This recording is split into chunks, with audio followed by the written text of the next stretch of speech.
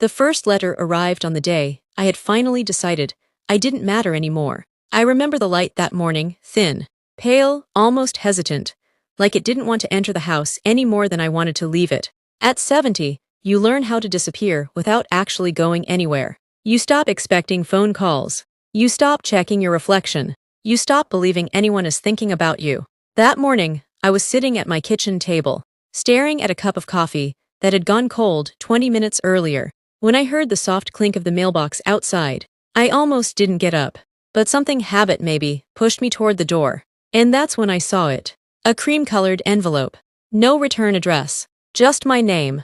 Margaret Ellis. Written carefully. Like it meant something. Like I meant something. Before I tell you about the letters, I suppose you should understand the woman I was before they came. Because she was not the same woman sitting here now. Not even close.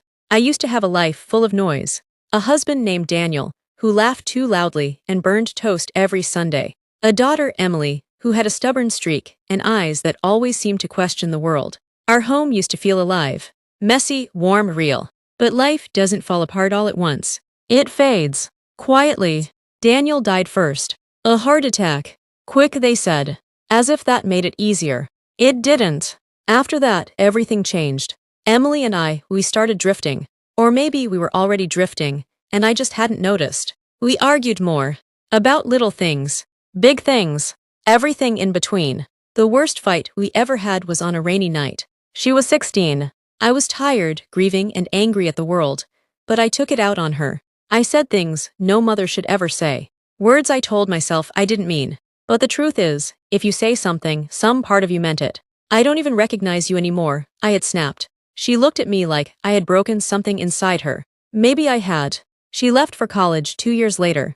We never really found our way back to each other after that. Calls became shorter, then less frequent, then gone. Years passed. Birthdays missed. Holidays spent alone. I told myself she was busy. That life had just gotten in the way. But deep down I knew the truth. I had lost my daughter long before I lost her presence. I stood there in the doorway that morning, holding the envelope like it might vanish if I blinked. I opened it slowly, carefully, like something fragile was inside. The letter was simple, just one page, but it changed everything. Dear Margaret, you don't know me, but I think I know something about you. I think you've been carrying something heavy for a very long time. My hands started shaking. There are things we say in life that don't leave us. They stay, they grow, they become the quiet weight we carry every day. I sat down without realizing it. If this letter reaches you at the right time, I want you to know something. It's not too late to put some of that weight down. That was it. No name. No explanation. Just truth. I didn't understand it. I didn't know who would write something like that. But for the first time in years, I felt seen. The second letter came 10 days later. By then, I had convinced myself the first one had been a coincidence. A strange one-time thing. I was wrong. This time, I opened it immediately. Dear Margaret, regret is a strange thing. It doesn't shout, it whispers. And if you listen long enough, it starts to sound like the truth. My chest tightened. But regret is not the truth. It's just a reminder that you once cared deeply. I had to stop reading for a moment, because no one had ever said it like that before. There's someone you miss. Someone you wish you could speak to again. Emily's. Always Emily. You don't need the perfect words. You just need honest ones. I cried that day. Not quietly. Not politely. But the kind of crying that comes from years of holding everything in. That night, I sat at my kitchen table with a blank piece of paper. For hours. What do you say to someone you've hurt? What words could possibly undo years of silence? I almost gave up. Almost. But then I thought about something from the letter. You don't need perfect words. So I wrote the only thing I could. Emily's. I don't know if you'll read this. I don't know if you'll forgive me. But I need you to know I'm sorry. The word looked so small on the page, but it felt enormous. I kept writing. About the night I yelled. About how scared I had been after losing her father.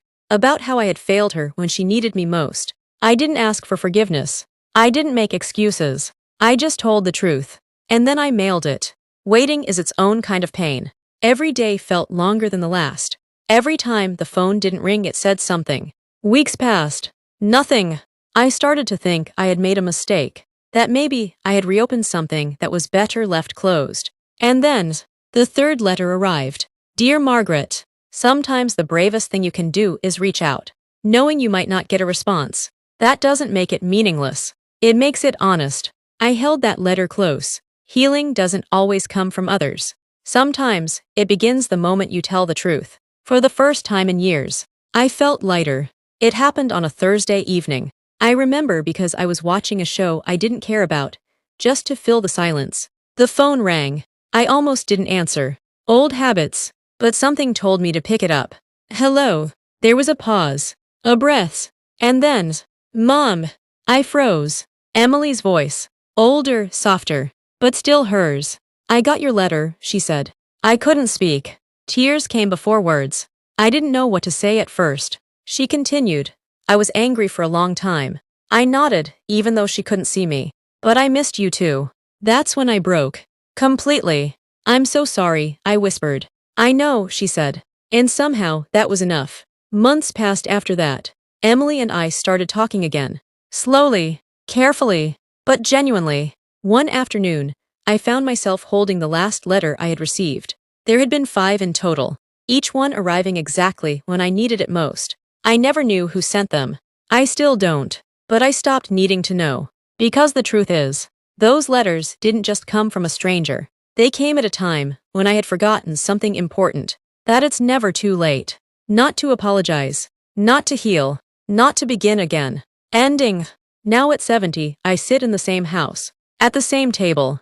But everything feels different. Because last Sunday, my daughter sat across from me. Laughing. Telling stories. Calling me Mom again like it meant something. And for the first time in a very long time, the house didn't feel empty. Sometimes I still think about those letters. About the person who sent them.